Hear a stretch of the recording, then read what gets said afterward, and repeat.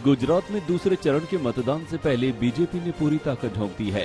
प्रधानमंत्री मोदी अपने गुजरात दौरे के दूसरे दिन आज 4 जनसभाओं को संबोधित करेंगे। सबसे पहले पीएम मोदी बनासकांठा, उसके बाद पाटड़, आणंद और फिर अहमदाबाद में रैली करेंगे। वहीं दूसरी तरफ गृह मंत्री अमित शाह भी आज धुआंधार प्रचार करेंगे। अमित शाह मेहसाणा में 2 और अहमदाबाद में 1 रैली को संबोधित करेंगे। साथ शाम 5 बजे अमित शाह वडोदरा में रोड शो भी करेंगे।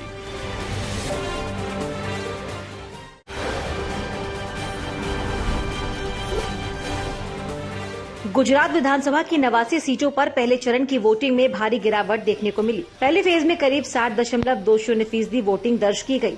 नर्मदा में सबसे ज्यादा 73.02% और पोरबंदर में सबसे कम 53.84% मतदान हुआ। पिछली बार 67% मतदान हुआ था, यानी इस बार लगभग 7% कम मतदान हुआ है।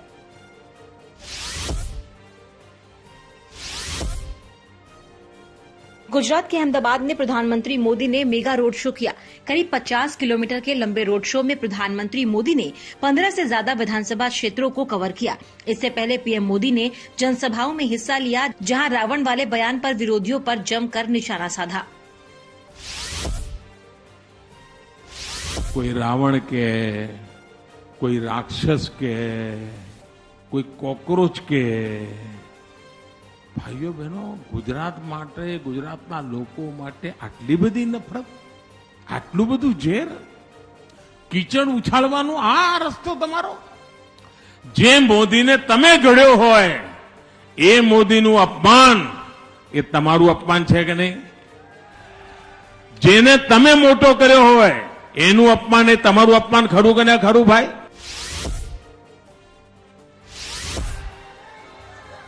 दूसरे फेज के लिए सभी पार्टियों के दिग्गजों ने पूरी ताकत झोंकी। अमित शाह और यूपी के सीएम योगी ने भी दनादन रोड शो किए। वहीं कांग्रेस के अध्यक्ष मल्लिकार्जुन खड़गे और राजस्थान के सीएम अशोक गहलोत ने भी रैलियां की। अहमदाबाद में दिल्ली के सीएम अरविंद केजरीवाल और पंजाब के सीएम भगवंत मान ने भी रोड शो किया और आम आदमी पार्टी के लिए वोट मांगे।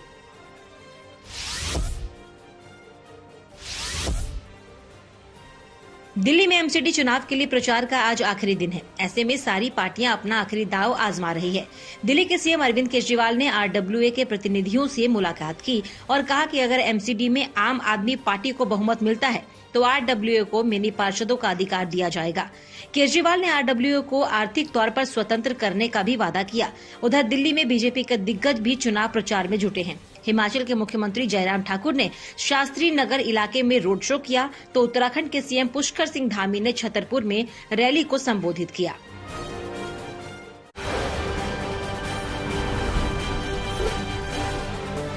मध्य प्रदेश के मुख्यमंत्री शिवराज सिंह चौहान ने समान नागरिक संहिता को लेकर बड़ा बयान दिया। उन्होंने कहा कि देश में समान नागरिक संहिता लागू होना चाहिए। मध्य प्रदेश में इसके लिए कमेटी बनाई जाएगी। शिवराज सिंह चौहान ने कहा कि कई बार बड़े खेल हो जाते हैं। खुद जमीन नहीं ले सकते तो किसी आदिवासी के नाम से जमीन ले ली। कई बदमाश ऐसे भी आ गए जो आदिवासी बेटी से शादी करके जमीन उसके नाम से लेते हैं। शिवराज सिंह चौहान के बयान के बाद सियासत गर्मा गई है। कांग्रेस ने इसे चुनावी प्रोपेगेंडा बताया है और कहा कि बीजेपी इसे चुनाव तक याद रखेगी और चुनाव के बाद भूल जाएगी।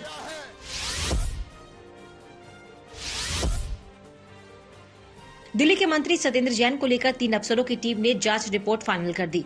रिपोर्ट में जेल प्रशासन को कटघरे में खड़ा किया गया। रिपोर्ट में कहा गया कि सत्येंद्र जैन का परिवार जेल के वैसे प्रतिबंधित क्षेत्र में जाकर मिला जहां नियमों के मुताबिक ऐसी मुलाकातें नहीं कराई जा सकती। रिपोर्ट में कहा गया है कि कैदियों ने सत्येंद्र जैन को अपने मन से नहीं बल्कि डर से सुविधाएं दी। रिपोर्ट में तिहाड़ जेल के तत्कालीन डीजी संदीप गोयल और जेल सुपरिटेंडेंट पर सवाल खड़े किए गए हैं और लिखा गया है कि बिना उनके सहयोग से ऐसी मुलाकातें संभव नहीं थी।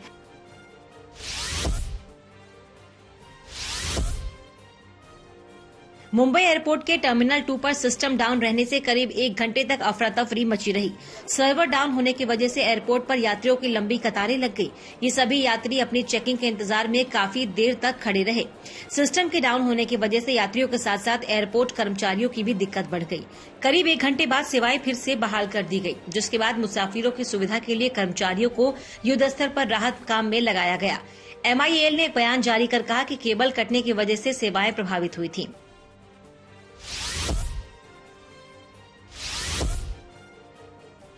श्रद्धा केस के आरोपी आफताब का नार्को टेस्ट पूरा हो गया। एक्सपर्ट्स की टीम ने करीब 2 घंटे तक आफताब से बेहोशी की हालत में सवाल दागे। जानकारी के मुताबिक आफताब ने नार्को टेस्ट में कुछ भी नया नहीं बताया। जो अब तक पुलिस को बोलता रहता वही कहा। अब पुलिस को केस सुलझाने के लिए ज्यादा मेहनत करनी पड़ेगी, क्योंकि आफताब से नार्को टेस्ट के दौरान कोई भी नया सुराग नहीं मिल पाया।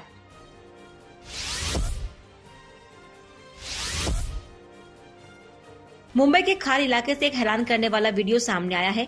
वीडियो में एक कोरियाई महिला से 2 लड़के छेड़छाड़ करते दिख रहे हैं। घटना बुधवार रात 8 बजे की है। दक्षिण कोरिया की महिला वीडियो ब्लॉगर है और लाइव स्ट्रीमिंग कर रही थी। तभी वहां 2 लड़के आए और टूटी फूटी अंग्रेजी में उसे छेड़ने लगे। एक ने हाथ पकड़कर उसे गाड़ी में बिठाने की कोशिश की। जब महिला ने इनकार किया तो उसके साथ जबरदस्ती करने की कोशिश की। सोशल मीडिया पर ये वीडियो सामने आते ही मुंबई पुलिस ने छेड़छाड़ करने वाले लड़कों को गिरफ्तार कर लिया।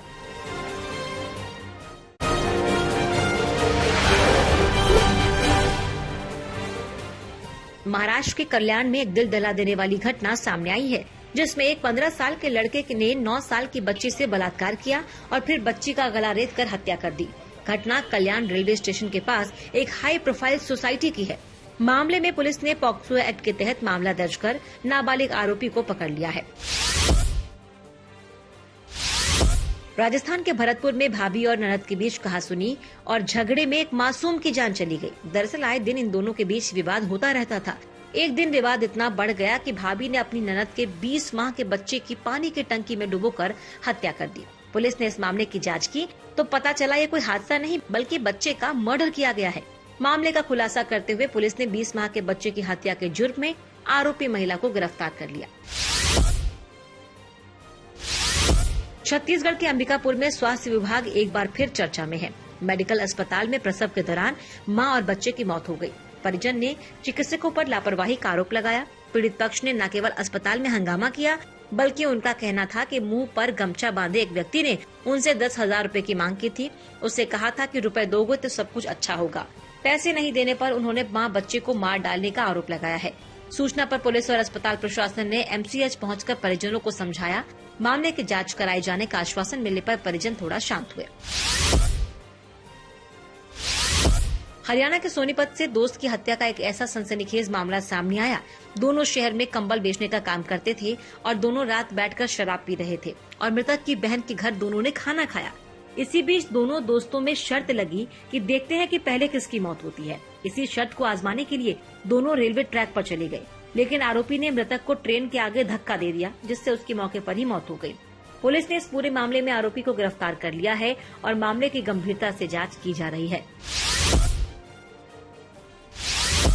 आजमगढ़ में प्राइमरी स्कूल के प्रिंसिपल को स्कूल जाते समय अज्ञात हमलावरों ने गोली मार दी। घटना के बाद इलाके में दहशत मच गई। आनन फानन में पास के स्वास्थ्य केंद्र पर ले जाया गया, जहां डॉक्टरों ने प्रिंसिपल को मृत घोषित कर दिया। दरअसल मृतक अपने घर जा रहा था, तभी अज्ञात बदमाशों ने गोली चला दी। फायरिंग की आवाज सुनकर गांव के लोगों ने शोर मचाना शुरू कर दिया, जिसका फायदा उठाकर बदमाश मौके से फरार हो गए। पुलिस और जांच टीम घटना के कारणों का पता कर रही है। परिजनों ने बताया कि प्रधान चुनाव की रंजिश को लेकर घटना को अंजाम दिया गया। इसमें मुकदमा दर्ज कर गंभीर कार्रवाई की जाए।